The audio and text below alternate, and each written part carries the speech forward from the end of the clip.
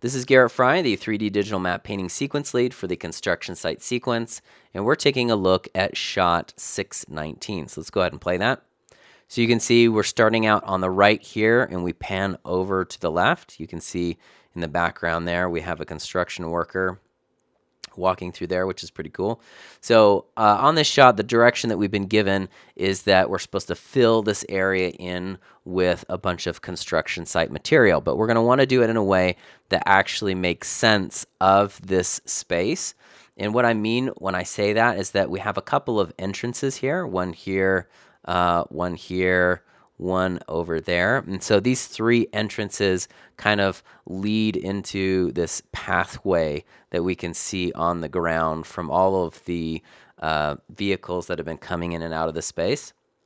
And so we're going to want to try to preserve those because it gives a nice structure or form to the space. So what we're going to want to do is put things in areas where we can make it fill full, but we're not obscuring this pathway. So it wouldn't make sense to put something right in front of here because then that blocks our view and the viewer can't see that that's actually an entrance. So right in front of there, you can put some low-lying construction material there, and then maybe put something big there in the corner.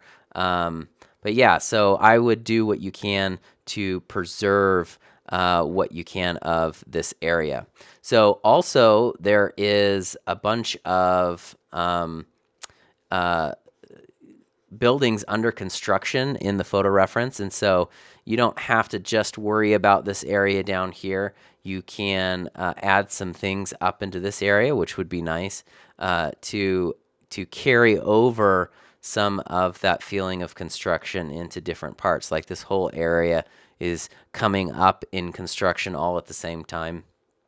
And the lighting conditions for this shot are really overcast, maybe more overcast than most of the photography in the photo library. All the photography mostly is kind of under this overcast lighting, but this is especially overcast.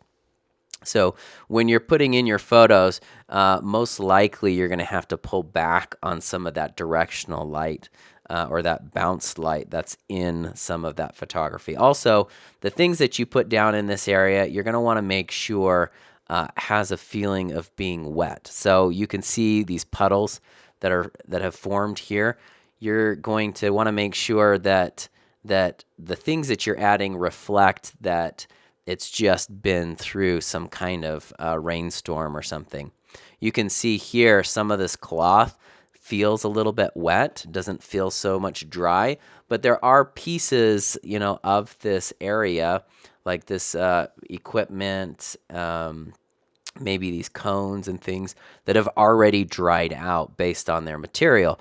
But if you've got wood pieces down here, then those wood pieces are probably still going to be wet in some areas, maybe where the joints are coming together or where there's some water pooling a little bit. And so you're going to want to find some photography in the photo library that is either wet or could be used as if they were wet. And you can go online and look for rainy construction sites or something to give you ideas on how to treat those photos so that they appear as if they're wet. Before you jump into your shot, it's a good idea to review the library of construction site materials. Do a bunch of quick matte painting tests by dragging photos into your shot and doing quick integrations. You will soon be able to discern the appropriate reference you should use for your shot.